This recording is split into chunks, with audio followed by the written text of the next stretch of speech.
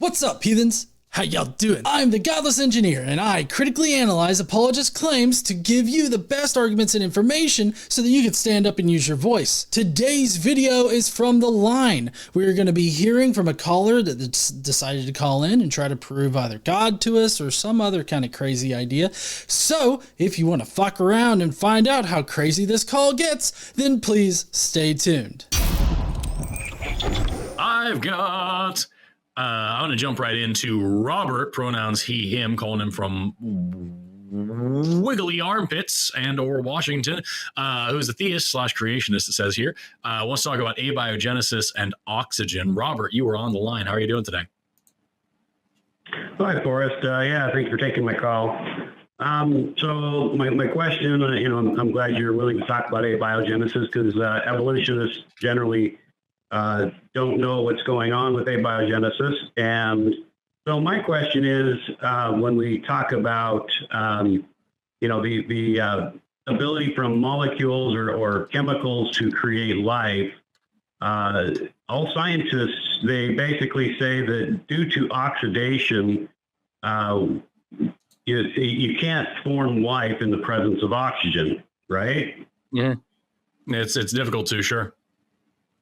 Okay, so can you explain the molecular formula of, like, say, ribose and ATP, which actually has 25% oxygen in them? If oxygen is reduced into water and sulfur oxides and ferrous oxides and other things, how do you get the oxygen in order to create ATP and ribose and all the molecules of life that have oxygen in them? You can move molecules you can move atoms around from molecule to molecule without having it be like a free floating atom, right? Like you can rearrange. That's called oxidation, right? When oxygen is added to a thing, yeah, it's usually called oxidation. Yeah. Or also just losing electrons is called oxidation. Or a redox reaction when you're moving electrons around. Redox.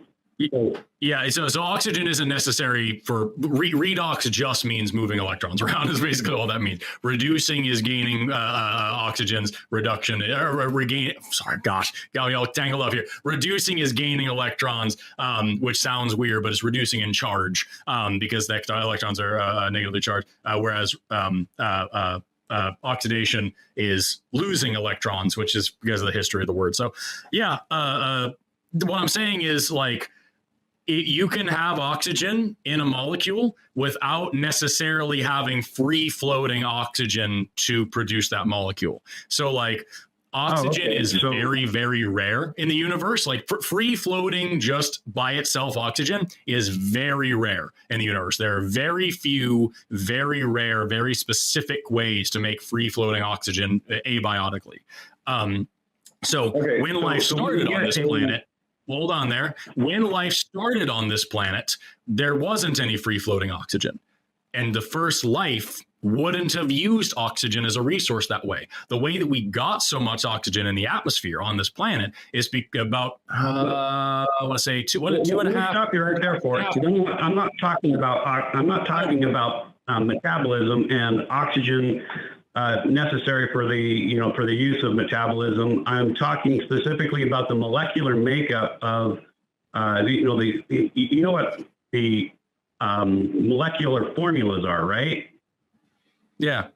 Well, yeah. You're talking about the atoms that go into molecules. You're talking about atoms that go into things like ribose, ribonucleic acid, ATP, all these things that have oxygen in them. And what I'm saying is, you can have oxygen that's around that isn't necessarily just free floating oxygen. So if you have an organism that uses carbon dioxide, for example, they still now have access to oxygen and can use oxygen to do stuff. And it doesn't have to be free floating oxygen that would then oxidize tissues. Right. So how do you get the molecular formula, the atoms to go where they're supposed to do without oxidation occurring? So is your understanding Sorry, go ahead. Forrest. Let me make sure I understand. So you're postulating that no oxygen whatsoever, like not even oxygen atoms, can be around in order for life to start. Is that's what you're saying is a fact? Yeah, I'm saying that oxygen causes oxidation, whether it's in, whether it's reduced into CO2, whether it's reduced into ferrous oxides, whether it's reduced into sulfur oxides. It doesn't matter what form the oxygen is in. How do you get it to where it needs to go? I mean, take RNA hydrolysis, for example. I feel like I could totally dismiss your entire argument because of what you just said, because you said that it doesn't matter what form the oxygen is. Anybody that's been through any kind of chemistry class knows that the form in which your chemicals are in, or the form in which anything presents in, is very important. Even down to like in what order do you combine elements together, or combine chemicals together? Sorry, does that matter? So I feel like I could just totally disregard your entire argument here because you don't know how chemistry actually operates. Yeah, it's like saying, like, how can you possibly? It's like saying, how can you possibly say that table salt exists? Because if there's chlorine in there, then you've just halogenated something. Like, yeah, of course it is halogenated, but that doesn't matter because chlorine isn't going to behave like chlorine when it's bonded with sodium, and sodium isn't going to behave like sodium when it's bonded to chlorine. It's the way those atoms are put together that makes the difference, and it makes them behave the way that they do. Sodium by itself is explosive. Chlorine by itself is corrosive. When they're together, they're not. And so now you have oxygen. Depending on where you put oxygen and depending on what molecule it's attached to, all you've said so far is that it doesn't matter where oxygen is or what it's attached to, it's going to have detrimental effects to life. And that's just not true. So you're misrepresenting my argument here. If what we're looking at is ferrous oxide, which is iron, basically rust. Ferrous oxides, ferrous or iron does not exist in ribose or ATP or any of the molecules. So it's got to pull the oxygen off somewhere to be able to use the oxygen in ribose. In fact, RNA has that extra molecule of oxygen, which is, the DNA is deoxyribose. So just for your followers, that deoxyribose doesn't have that extra oxygen. That extra oxygen in ribose in RNA atom is highly easily oxidized, and which causes the RNA hydrolysis phenomenon.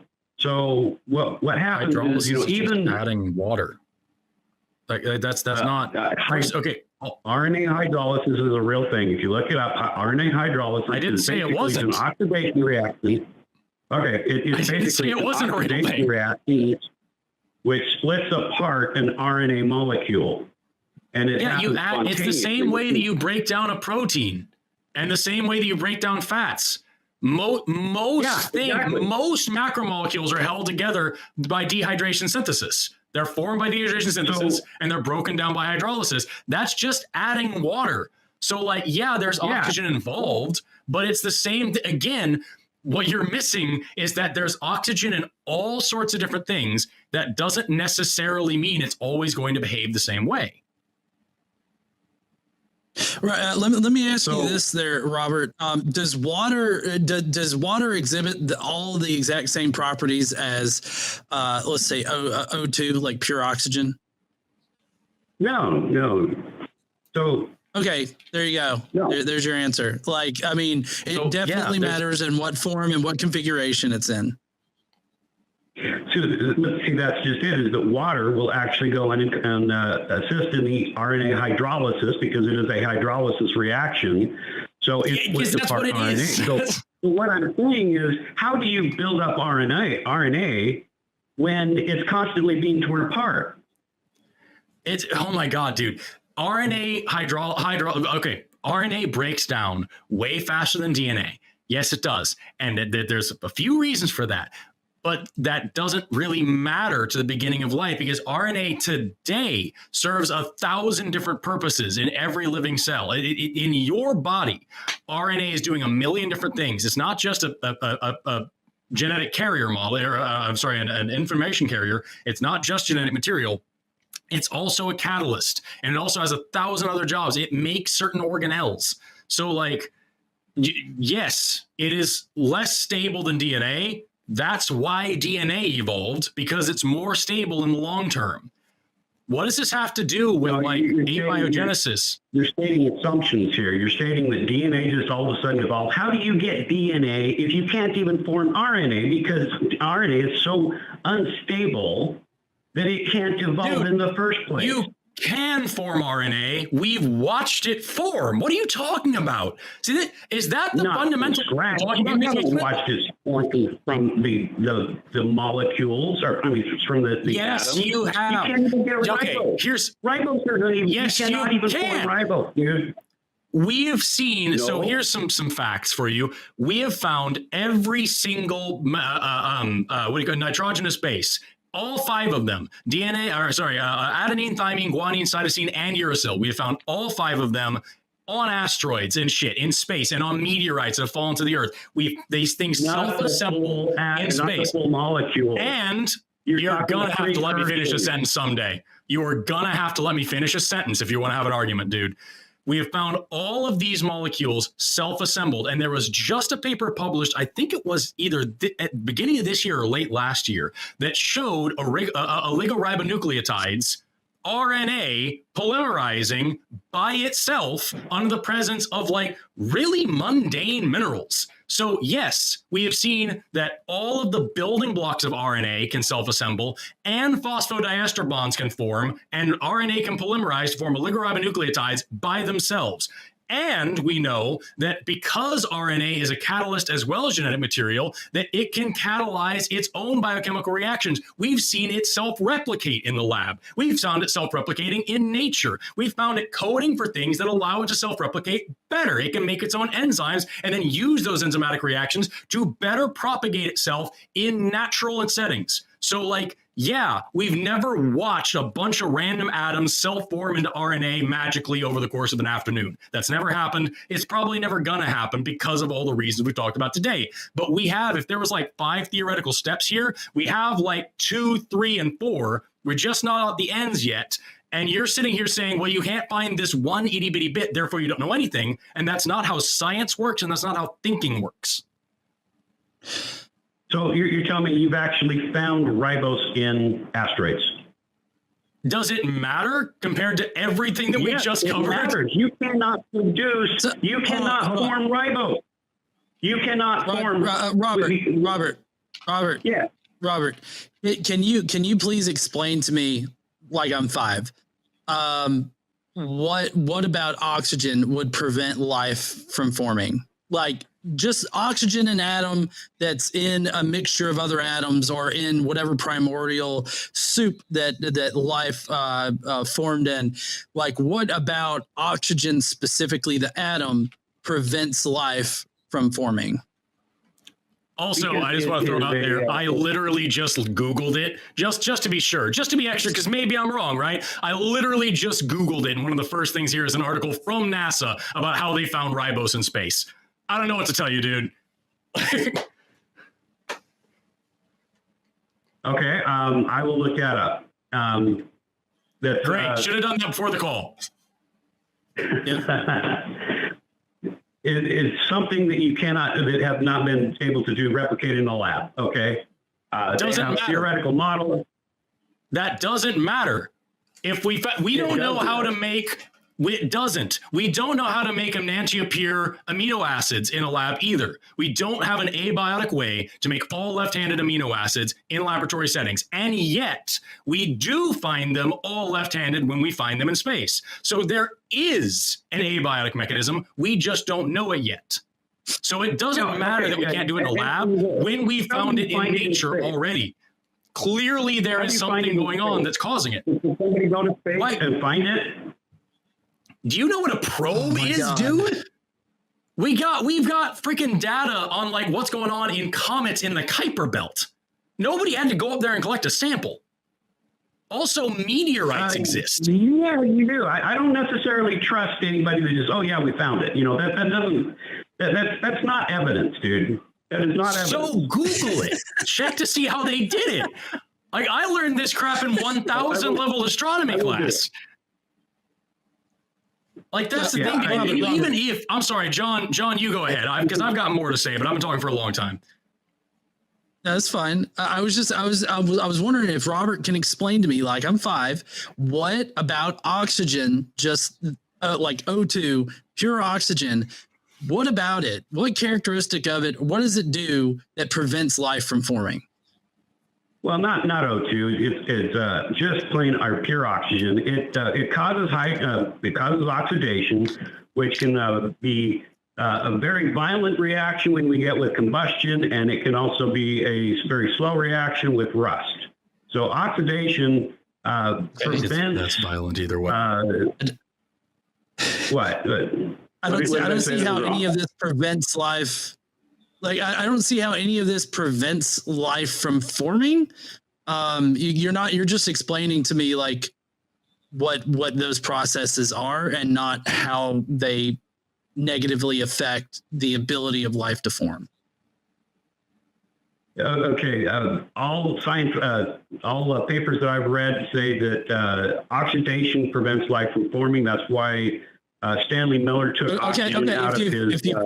Right. Okay. So, if that's true, then and you've read all of these papers about it, you should be able to explain why oxygen prevents life from forming. Because of oxidation. When we look at examples like RNA hydrolysis, it is an oxidation reaction. It is the oxygen molecule on the I forget which prime, 4 prime. It's the oxygen molecule on 4 prime that goes and attaches itself to the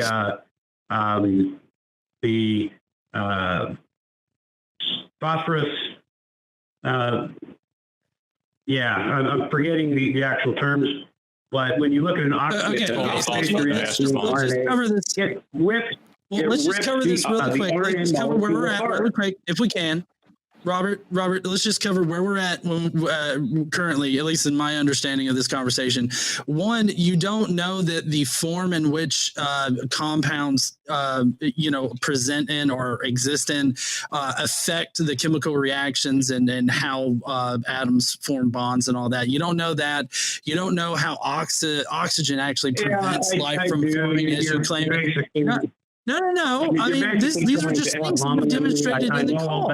Like, but you so can't. You just tried to explain it, and you didn't. 2' oxygen hydrogen of the ribose acts as a nucleophile. It attaches to the phosphorus and the pioester bond of the sugar phosphate backbone of the RNA. I'm reading this from the Wikipedia. Okay.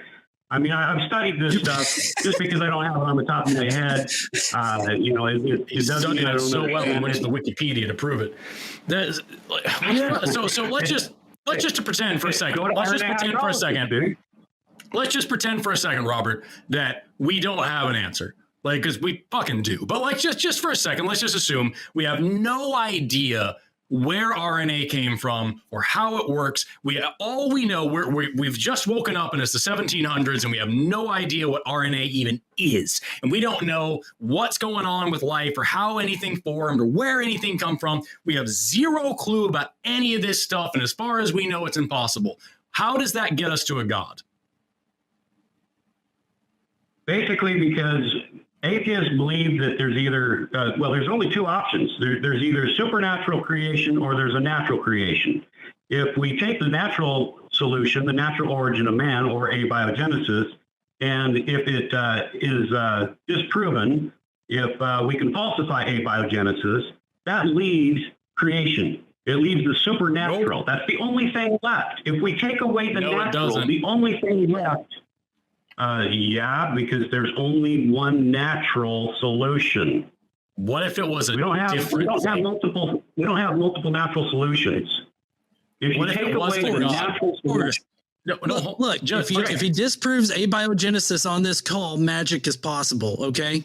That's what I'm getting at, is Okay. that like, if you disprove that abiogenesis at the model that we have for abiogenesis doesn't work, then either maybe there's a God, or maybe there's a different model that we don't know about yet that actually works. Or maybe panspermia is a thing and life started elsewhere and was seeded here. Or maybe the life-rich universe model, which is about, this is a kind of a fringe thing, but it's reasonable, that at a certain point in the expansion of the universe after the Big Bang, the entire universe was at the right temperature and the right conditions for life to start. So maybe the seeds of life were developed and self-assembled literally across the entire universe. And then as it continued to expand and cool, now it's not possible for life in most of the universe anymore, but the ingredients and the possibility for life and the seeds of life are completely ever present and just waiting to get kickstarted by a planet in the Goldilocks zone. Maybe that's a thing. Or maybe we live in a simulation and actually what we call God is just a programmer that's living outside of this and he made push the button. There's still more options. And like, what I'm trying to get to you here is that even if we didn't know jack shit about abiogenesis, which again, I can't stress this enough, most of what you have said here is wrong. And we know a lot of the things that you don't think we know. But even if we didn't know anything about it, that wouldn't be a reason to say, okay, therefore magic. You need positive evidence for a God existing, and then you need to prove that that God can create life. Then you need to prove that the God did create life and how they created life. There's so many questions you're not answering. And instead of having the cojones to stand up and say, I don't know if there is a God or not, I don't have any evidence for that, you're saying you don't know something about that, and therefore all of my magical beliefs are real. X equals 0 isn't the same thing as Y equals 1, Rob. So what you're doing is you're jumping to the end solution here. I cannot prove to you my God exists. What I am trying to prove to you is can't prove that to me that any God exists. A creator exists. Now, if you want to call that creator as the author of the Matrix here, and we are living in a simulation, then that is your creator. Okay. If you want to call pink pixie farts as the creation of the entire universe, then that is your creator. Okay, so I'm just arguing for a creator as a being. You can't prove that any creator exists, is the point. It doesn't matter if you can disprove abiogenesis. If you can disprove abiogenesis, you haven't done anything. Not work.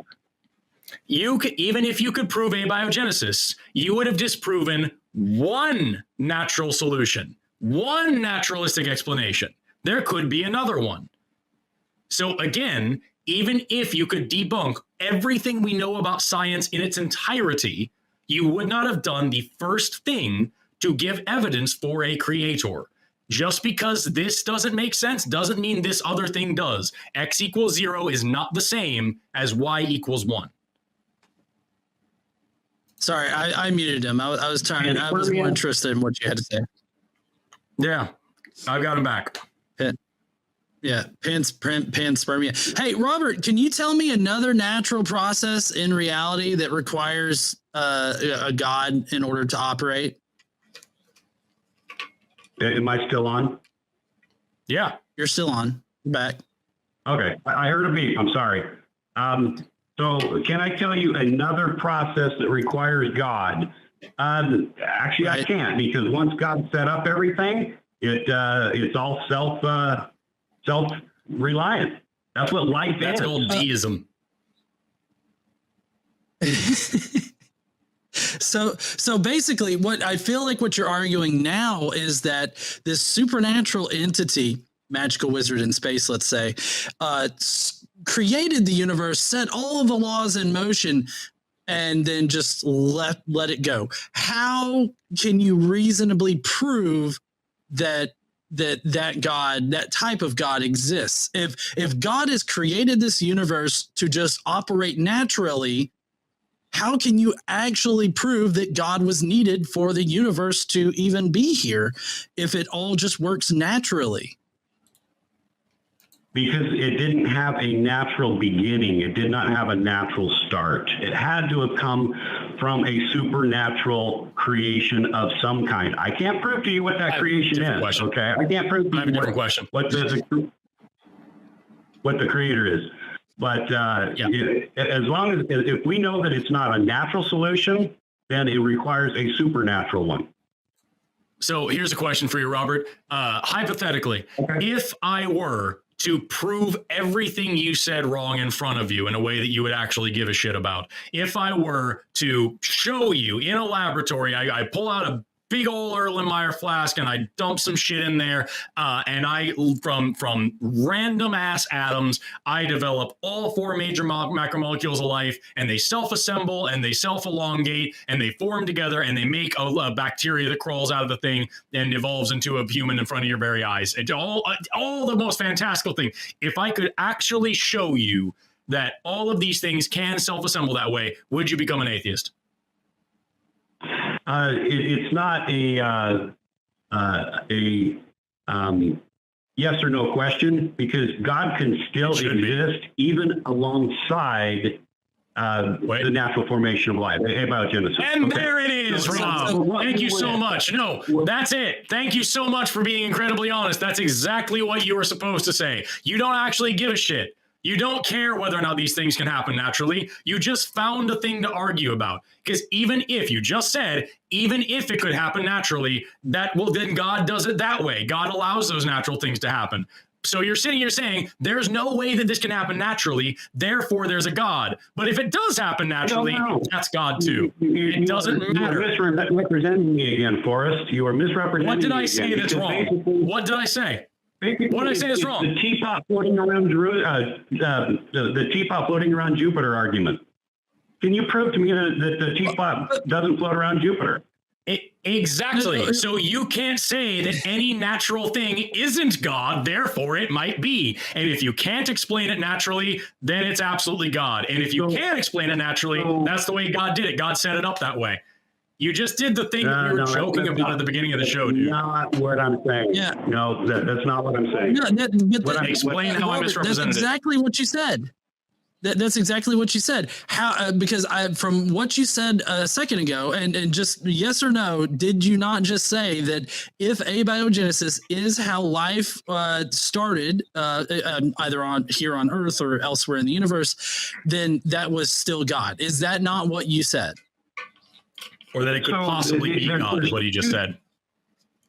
Yeah, so what I'm saying is that there's still a possibility, even if life were to form naturally, there's still the possibility of being God, because it doesn't explain serendipity. It doesn't explain things of coincidence and so how, meeting. Let me ask you, how would you disprove the idea that God is the one that created, like, it did abiogenesis or started the process? Like, what would your falsifiability criteria be for this? The falsibility criteria of serendipity?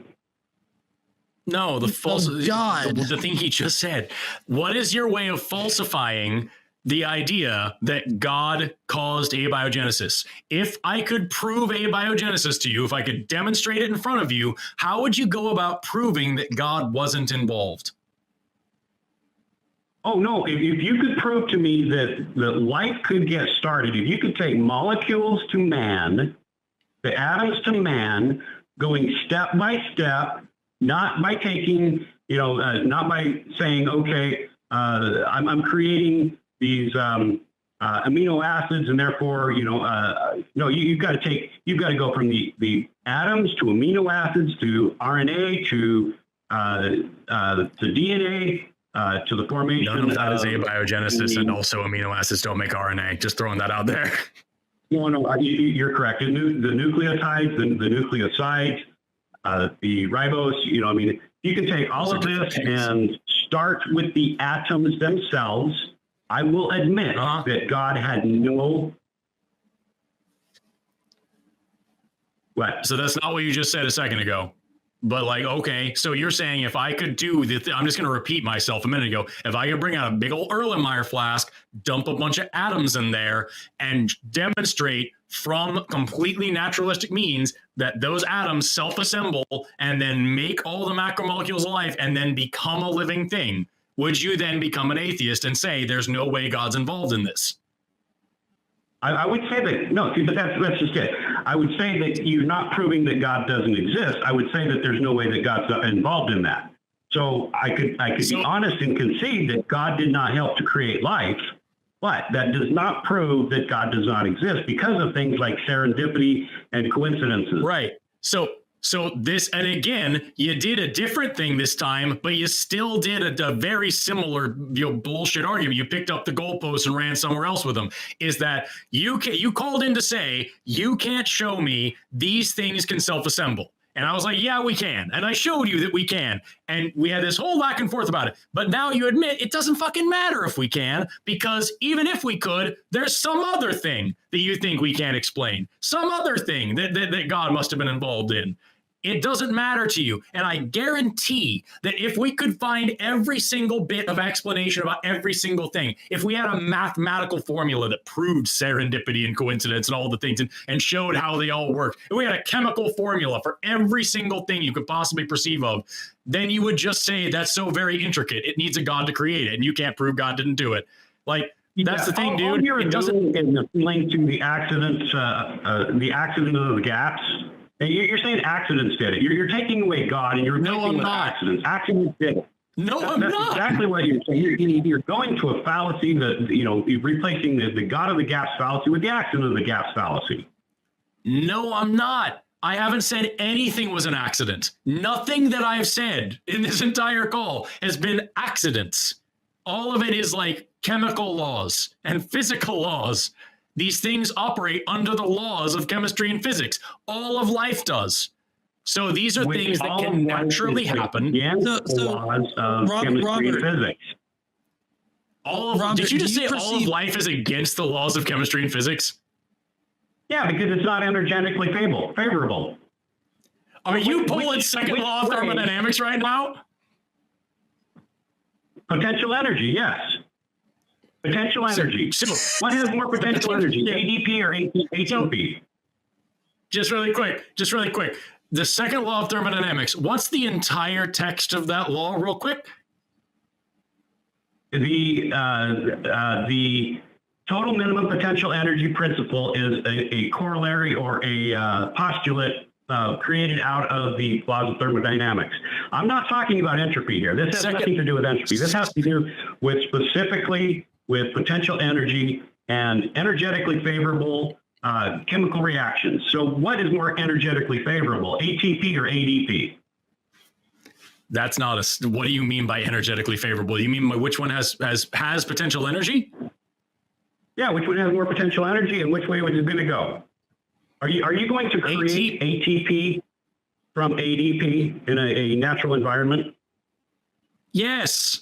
Literally, yes. It's called ATP synthase.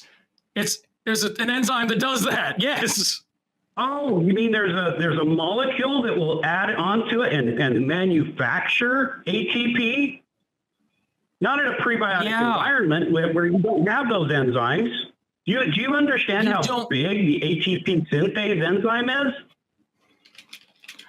I'm just gonna do a thing for you really quick. Do you know how massive the ATP synthase protein is? It's a big. Yes, I do. Why does this matter?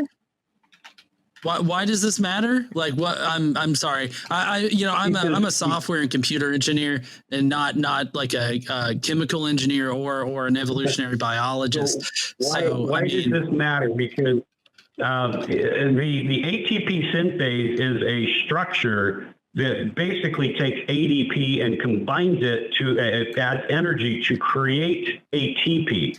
So it takes ATP or it takes ADP and adds another phosphate molecule on the end of it, and it has to manufacture it. It's a factory.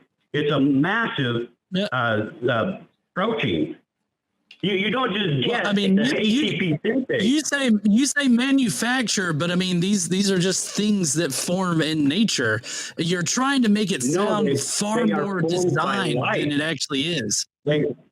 They are formed by life. They do not form in a prebiotic environment. You would need evidence to say that yeah, I mean, you're just saying that, you're not actually proving it. Also, nothing that you said so far actually has any kind of meaning as to whether or not any of these things can form naturally. Like, you're just like, it's a big honking motherfucker right there, and therefore it can't form life, or it's not going to form life in a natural environment. And I mean, all of this is just ad hoc speculation. Let me teach you about ATP synthase for just real quick. It's formed of ATP synthase A, B, C, and then it has alpha, beta, gamma, epsilon. All these different parts are put together to form ATP synthase.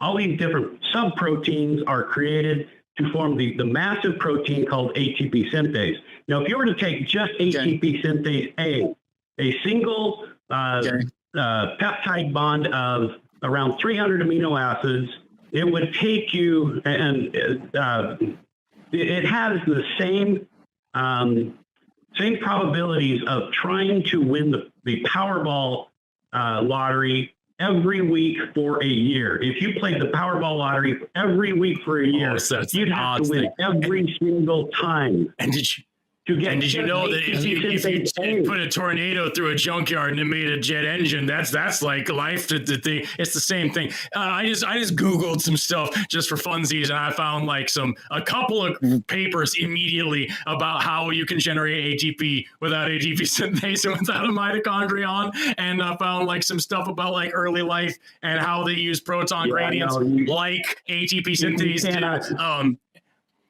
You cannot produce ATP they have not even begun to produce ATP in a prebiotic environment.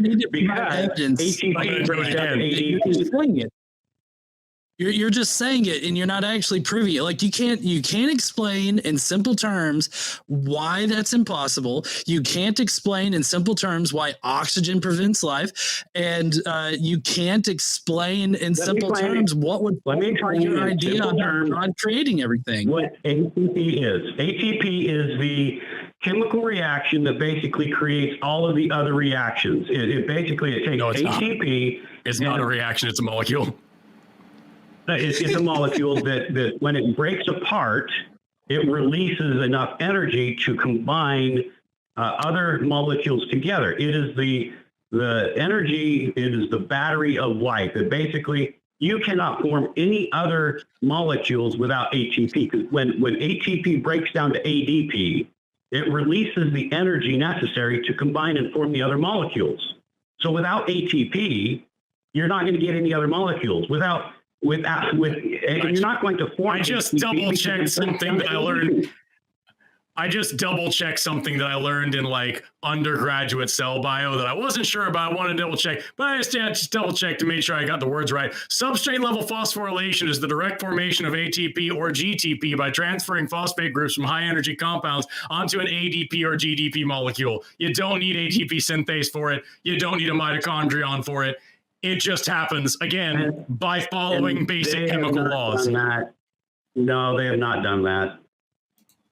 No. Okay, I guess they're wrong. You can't do that. That's just a thing that this paper got wrong. Never mind. It's fucking shit, dude. Like, yes. So again, you can make these molecules without it. There are other forms of chemical energy besides it. You can break down ATP all the way down to AMP, and you can still have energy there. It's just, you're just breaking off phosphates. So like, you have a high energy molecule that you can make by combining low energy molecules. And there's a couple of different ways to do that. And yeah, there are really complicated ways like ADP synthase, but all of those are naturalistic. And yeah, okay, you can't make it in an abiotic environment. There are other forms of chemical energy, bro. So like, what you're doing is the standard creationist thing where you're just looking at modern life and saying, if it isn't this from scratch, then it can't be anything.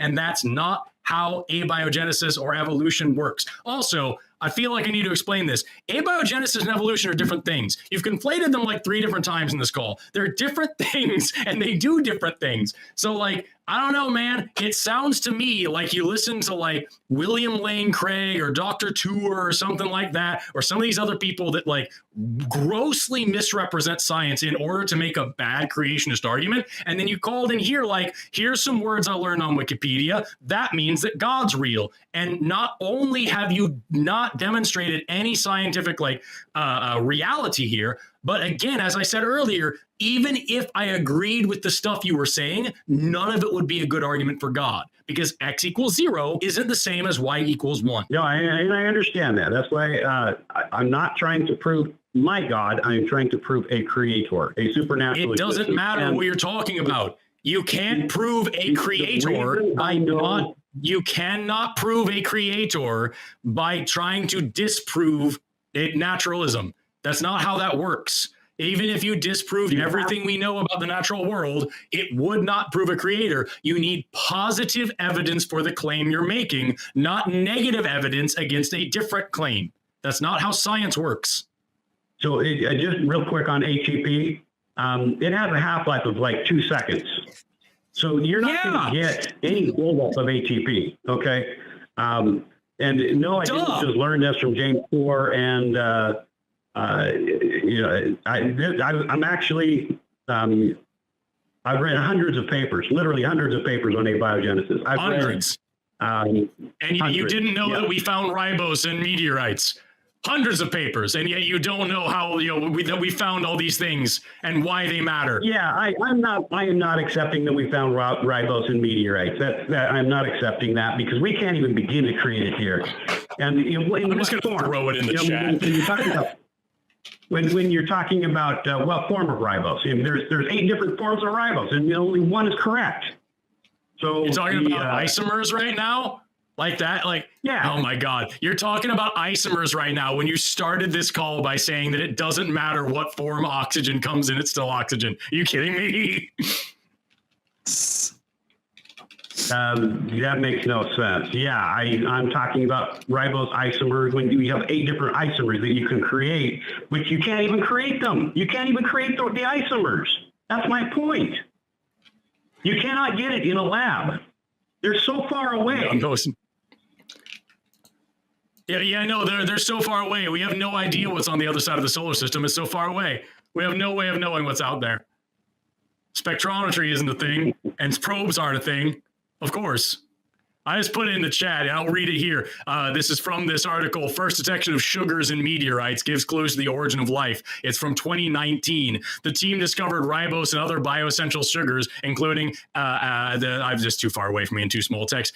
These other 2 sugars, xylo. I can barely read it, dude. In 2 different meteorites that are rich in carbon, and they give the name of the 2 meteorites. Ribose, crucial component of RNA, which it says much modern life. RNA serves as a messenger molecule. Blah blah blah, and they go on to explain how it works. So again, back in 2019, we found sugars, including ribose, in meteorites, and I just published the article from NASA.gov. But of course, you can't trust NASA because they're trying to hide, the ice wall around the flat Earth, right? Yeah. So first evidence of ribose. That's not saying that they have found ribose. The team discovered ribose and other bioessential sugars in 2 different meteorites. That's the sentence. Okay, well, I'll concede the point then. They can't do it in the lab. I guess God's not real. Damn.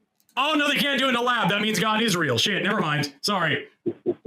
These things self-assemble in space, but we didn't do it in a lab, and that means that we can't disprove creationism. What, you make a claim for panspermia here? It just couldn't happen on Earth. I can't get over this, dude. You keep doing the same thing over and over and then claiming you're not doing it. You can't prove this. This doesn't self-assemble. Yes, it does. Okay, well, you didn't do it in this other way then. Doesn't matter. It self-assembles. And then we talked about, like, if I could prove it to you, would you believe it? Yeah, but there could still be a God. Every time you present an argument, we explain how the argument doesn't make any sense, and then you run like hell with the goalpost to the next argument. It does. This whole call has been, they can't make ribose in a lab. Who cares? We found it in space. Does it matter if they can't make it in a lab? If we could make it in a lab, would you then accept abiogenesis? If you did accept abiogenesis, would you then stop believing in a God? Just be honest and just say you want to believe in a God because you want to believe in it because you want to believe in it. Like, honestly, at this point, it's just frustrating. Yeah, I understand what you're saying, and I would believe in a God because of the experiences I've had in my life. They are, like and I said, there it is. There's another one. And you can't explain it. So is that what we're talking about? Why the hell did we spend 30? Why did we spend 43 minutes talking about fucking simple sugars and ATP when at the end of the day it didn't matter? Why did you call in and talk to us for 40 minutes about abiogenesis when you didn't care? When you didn't care at all about it? Because these are some questions that I had as to how atheists can answer. You're not going to convert me. I mean, I know God exists, and I'm not going to be able to prove it to you. Okay, I know personally, but I'm not going to be able to prove it to you or to anybody else. You have to experience him yourself. I mean, he's got to. And so we're right back here. We're right back here to this very basic call of you can't prove me wrong. If you can't be proved wrong, you don't have a good belief. A good belief is one that can be falsified. One that you could say, if this is true, then my belief isn't true. For you to just say, I can't be wrong about it. Where are you getting that from? That is not That's a good the basics of logic. No. Falsifiability is one of the most important things in science. There are falsifiability is one of the most important things. There are axioms in logic that you cannot prove wrong. Tell you what, you had a personal experience with God. You had a personal experience with God. That's what you said a second ago, and that's how you know that God is real. How have you discounted the possibility that you were either drugged, hallucinating, had a schizophrenic break, or were dreaming? How'd you discount all of those? How do you know those aren't happening? Alertness, the amount of time, because I don't ever do drugs, the consistency, it's not a one-time thing. What? Did you just say alertness? Yeah, I was alert. I've done LSD a couple of times. I was quite alert for the entire experience. Okay, I'm just saying that it wasn't drug induced because I don't do drugs. I've never done drugs. Somebody might have drugged you. Somebody slipped something in your drink. Yeah, that doesn't happen when I'm at home. Yeah, no, there could have been a secret spy. There could have been a spy in your house who slipped something into your drink. Okay, yeah, all these accidents. Robert, yeah, I understand the accidents. Robert, do you understand that the most outlandish, insane, over-the-top, ridiculous story that I could possibly give you is more likely than magic? If I tell you that there was a secret agent who drugged you so that the government could use you to call a show at this time to distract somebody so they didn't see them taking something from their bank account because the Bohemian Grove is performing a magic ritual to try to bring some crazy international billion-dollar conspiracy theory that involves you having what you think is a religious experience, that is more likely than magic, which we have no evidence for ever. So again, have you ever heard of how have you discounted every yes, and Occam's razor yes, and Occam's razor by definition would immediately discount fucking magic. When you hear hoofbeats, think horses before you think wizards. Immediately, I'm going to believe there is a God before your tinfoil hat conspiracy theory, dude. Yes, you're going to believe. Yes, you're going to believe that there is a magic man in the sky who cares whether or not you masturbate before you'll believe that governments do shady things sometimes. Yeah, that's the thing, dude, is you have decided that this is reasonable when it isn't. The amount of logic that you have to do to try to disprove God. I mean, Occam's razor immediately says, there are no these tinfoil hat conspiracy theories are bunk. Robert, Robert, can you please explain what Occam's razor is? I want to, because everything in this call has led me to the conclusion that you don't know what the fuck you're talking about at every single point in this conversation. So please define Occam's razor for me. Occam's razor basically says the most simplest explanation usually is the truth. Okay? F. That's basically Occam's razor. That's not. No. That's not Occam's razor, especially not in the current context that we're come on. speaking in. It's close enough. You know what I'm saying. No, it's not. It's not close enough for the conversation we're having. Generally, what is the truth?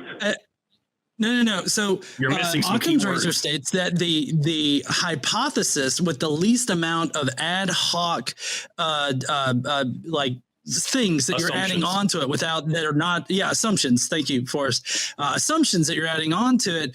The one that has the most is the least likely to be true. And so the one with the least amount of assumptions is the one that's more likely to be correct. So what you said is actually not applicable to our conversation. Yeah, so it's not the simplest. It's the one with the least amount of assumptions. You are assuming that there is supernatural world out there. You're assuming that there's a guy who lives in that supernatural world. You're assuming that that guy has superpowers and can create ribose and all sorts of other things. And you're assuming that he did that. You're assuming a lot of things. Whereas all I'm assuming is the world works the way that I can see the world working. No, you just said the world worked. You just assumed that there was this government conspiracy that is distracted me. I didn't. Put somebody in my. I didn't assume that, Robert. That is far more. I didn't assume that.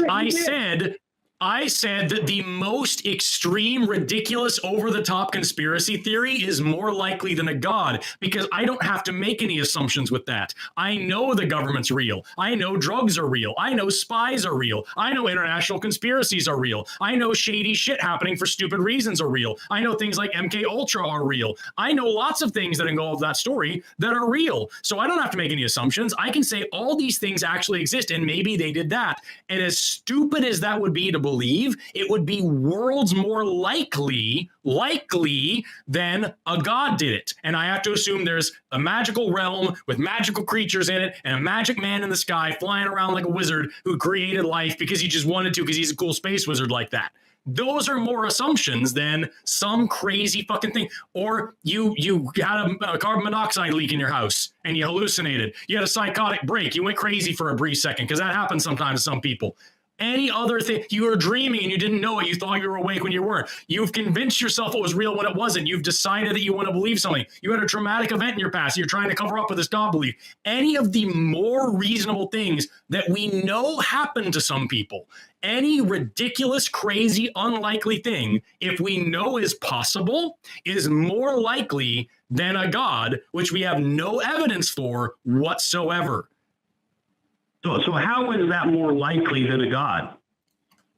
Because but for the reasons I just said a second ago, because we have no evidence for any supernatural thing. We have no evidence for anything supernatural at all. Oh, there it is. Zero. We don't have any evidence. See, you don't have any evidence. Right. I do. That's the whole point. What's your evidence? I can't give you my evidence. Because it's anecdotal. It's not evidence. It's anecdotal. If you can't give me the evidence, then it's not fucking evidence, Robert. Like, that's not what evidence is. It's evidence to me. If I tell you that there is a magical goblin living in... If I tell you there's a magic goblin living in my closet that grants wishes and eats Subway sandwiches, and I have a personal experience, and I can't prove it to you, but it's my evidence for me, would you think it's a credible claim? I would not think it was a credible claim. That's why I said I can't give you my evidence. You're not going to accept my anecdotal evidence, but it's still evidence to me. Now, if you believed that there was something actually there, let's stop and have so you have your anecdotal evidence that proves you're God, right?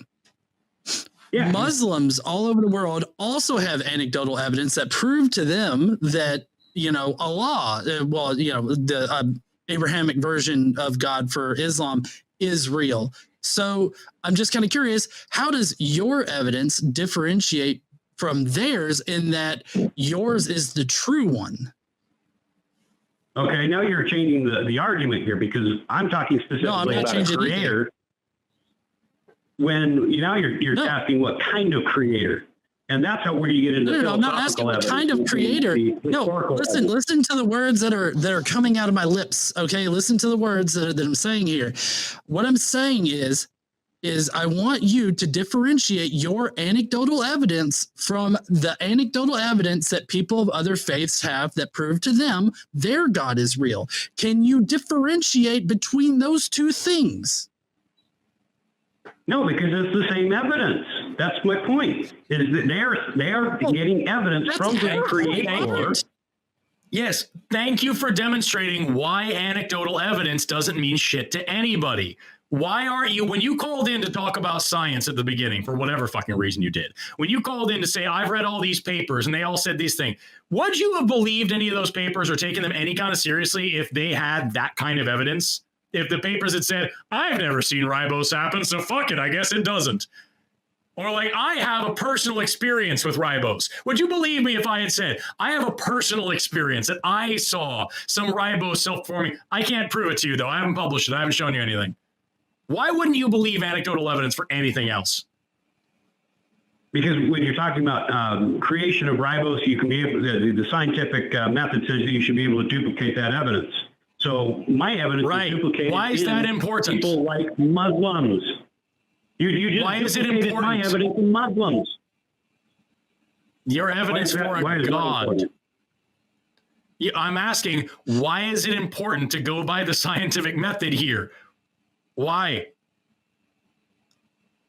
Because you can duplicate it. If you want to duplicate God, then you can humble your heart. You can get down on your knees and you can pray for 3 days. And until he Dude, you are doing, and you will do that. I swear, you are doing every single creationist trope. Every single creationist trope we've ever heard on this show, you were doing all of them. I swear to Glob, if you say, look at the trees, I'm going to lose it. You know, we have several hosts on this channel that were former believers, that were devout in their belief, that believed in the same kind of things you believe, if not more so, and that did pray for days and all these things, and still came to the conclusion that there is no such thing as a God. I don't know anybody that sat on their knees for 3 days waiting for an answer. You think they can claim, oh yeah, I prayed, you know. I don't know anybody that's done it, therefore nobody has. Did you do it? Did you wait for 3 days? I didn't. Did you wait for 3 days? So then how do you know that works? You don't know anybody who does it, and yet you're here saying this is the magic number. At midnight on the third day, God will come out, schlong in hand, and teach you about his existence. I can't, dude. I'm so fucking bored of this, dude. You don't want to do it. You don't want to find out if there's God. Yes, I don't want to believe. Dude, this is so fucking boring. At this point, it's really, it's like you've got a fucking bullet point list that you're going down, saying like, you can't prove this. Yes, we can. Well, you can't prove this other thing. Yes, we can. Well, you can't do it this way. Yes, we can. Well, you haven't believed the right way. Lots of people have. Well, you didn't do it this way. You haven't either. Like, is that ribose was formed in space. Okay? That's all you've proven. You haven't proven self-assembly. You haven't proven from the atoms. I did talk about that actually a few times. None of these things matter. And also, you've demonstrated. I'm sorry, John. I don't mean to keep cutting you off, dude. You have also said you don't care about that several times. Why do you default to it? You said in the middle of this call that the only reason you brought that up is because you wanted to see what atheists had to say about it. But at the end of the day, you're just going to believe in God anyway. So why does it fucking matter? It doesn't. You believe in God because you want to. Because you think you have an experience that validates it, when that isn't good enough evidence for anything else ever, even to you. And then you're going to say, well, you haven't prayed for 3 days, when you also haven't. And we said we have lots of people who believe in here. Well, they haven't done the 3-day prayer thing. Where'd you even get that from if you haven't even done it? Why is that the magic thing that you're bringing up? And now you're saying, well, you don't want to believe. I want to know true things. If God is real, I do want to know. If you could prove to me that God is real, any creator is real, I would absolutely be the first person to sit here and say, yes, that is proof this is real. I would still think he's an asshole. I would still be an anti-theist. The gods on offer are all monsters, but I would be more than happy to say that it's real if you could demonstrate that it is real. I care about whether or not what I believe in is true. Do you? Then follow the scientific method and say, okay, I've got a hypothesis. God, you're real. Get down on your knees. Pray for 3 days. I can guarantee you that he will reveal himself to you in a way that will be unmistakable, that you will have evidence. Does God reveal himself like how can you guarantee that?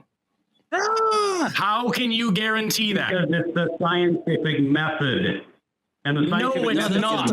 That's not what the scientific method is. I can guarantee you cannot describe the scientific method to me. Everything in this call has shown that you cannot simply describe anything with any kind of accuracy. You just throw shit out there at the wall and hope that we latch onto it. So, I mean, go ahead. If you can explain what the scientific method actually is and how it relates to the bullshit that you're saying, I will be fucking amazed. I just said, you start with a hypothesis.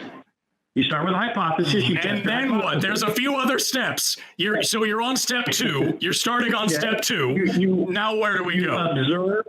You observe your findings and then you repeat. So you went from step 2 to step 6 and then step 7. Great. That's the scientific method. It's 3 steps and they're the steps in the middle. Great. Forrest, I'm a fucking psychic right now. Okay. I was looking at the scientific method. I don't know what you're talking about. There's 4 steps in the scientific method when I learned it. So that dates me. I understand. Did you ever actually study science in an actual academic setting? Yes. Okay, and you learned 4 steps? Yeah, I learned 4 steps. Step 1 is hypothesis. From where would you draw a hypothesis? From where would you draw a hypothesis without an observation, dude? I'm gonna make an educated guess about nothing. What? Dude, the fact, and it doesn't God damn, it's insane how many things you talk about that genuinely don't fucking matter in any way. Even if you have the right thing here, the scientific method isn't, I'm going to assume there's a God and pray for 3 days. That's not how experimentation works. That's it. Where's the control group in that? What is that? Like, just none of that makes any fucking sense at all. And you keep saying you have to pray for 3 days. And when you have also said that you have never heard of anybody who has ever prayed for 3 days, including yourself, and yet you keep telling us that you guarantee that after 3 days of praying that God will reveal himself. What are you talking about? How can you guarantee that if you've never seen it? That goes against the scientific method. That how you've never tested that. You have no way of saying that. It doesn't take 3 days. That's my point. You just picked a number. You just picked a number. I'm going to have it done in an hour. Robert, some people have had it done in an hour or even less. So how do you know? So Robert, because it's repeatable. How do you know I have never prayed? How do you know I've never prayed? How do you know I've never sincerely looked for God? I imagine you have. Have you done it for 3 days? You just said 3 days doesn't matter and it doesn't take 3 days. How do you know I haven't sincerely looked for God for the exact amount of time that it would take for him to reveal himself? Because we have people on this channel. For some people, it's not going to happen in an hour. For some people, it will. For some people, it will take the full 3 days, and at midnight, you will do it. We have people on this show. We have people on this channel who were in training to become ministers that were hardcore believers for decades, that believed and worshipped every single day of their lives. So, and that's it. Now we're back to, and it's no true Scotsman now, is they weren't real Christian. They didn't really believe. They didn't believe the right thing the right way. They didn't believe the way Robert did. Robert's got the secret keys to the kingdom that nobody else had. And it's 3 days, but actually it isn't, but sometimes it is. Like, do you fucking hear yourself, dude? This is it's insane. We've been on the call for an hour now because this has gone from like weird to aggravating to funny to boring. And now it's back to aggravating because like, this is like just the most arrogant shit. For an hour now, you know more than all these scientists, then you know more than us about how the different things. And now you know more than every other religious person that's ever left religion. Like, how in the hell can you sit here with this much arrogance and audacity and say, no, really, for sure, actually, this is the way to find God? And if you were a believer at one point and you left the religion, you just didn't do it right. That's right. They didn't do it right. Because everybody who does it right, even Muslims find him. How does that happen? Even fucking Muslims, y'all. Robert, you're the one that brought Muslims up, dude. You guys are the ones that brought Muslims up. I brought up the fucking Muslims, y'all. Yeah, other religions exist. Shocking revelation for Robert. John, do you have anything else you want to say? I am so fucking bored right now. This is really obnoxious. No, right, I mean, well, I'm pretty well. It's been hilarious and fun. And I'm going to mute you for a second because nobody was talking to you. John, do you have anything that you wanted to say?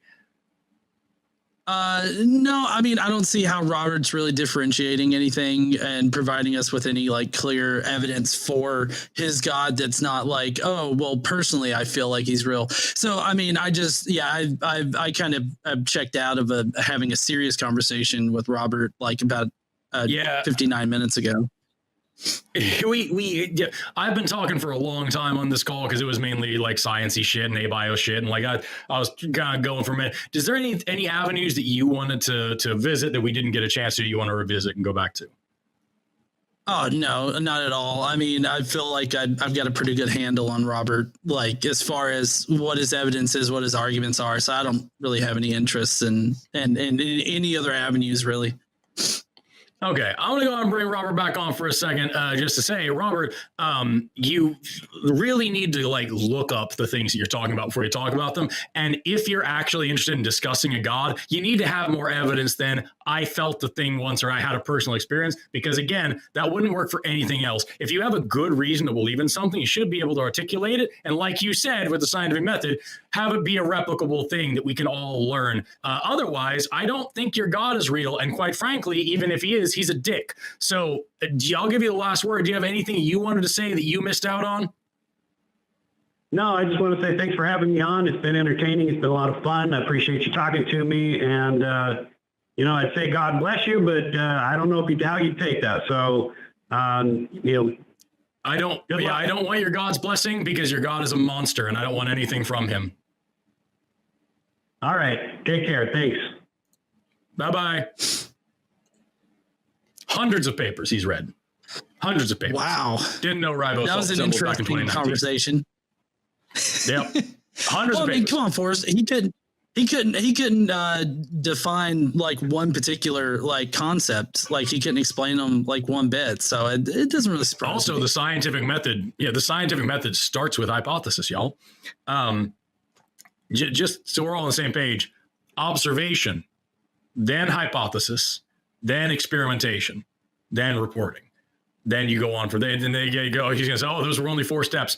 You can break it down further. It's not important, but like there's discussion, there's debate, there's replication, then there's like publishing, conclusion. Just don't start with goddamn hypothesis. Anyway, Well, heathens, that's going to be it for this call today. If you want more of this kind of content, you can hit up the links down in the description to go and subscribe to the line here on YouTube. We're always producing great live content where we take callers from people. We're also adding new shows all the time. So please go down there, subscribe to the line so that you can get more of this kind of content. I'm not sure if this was 20 seconds or anything like that, but yada, yada, yada. Jimmy, go fuck yourself.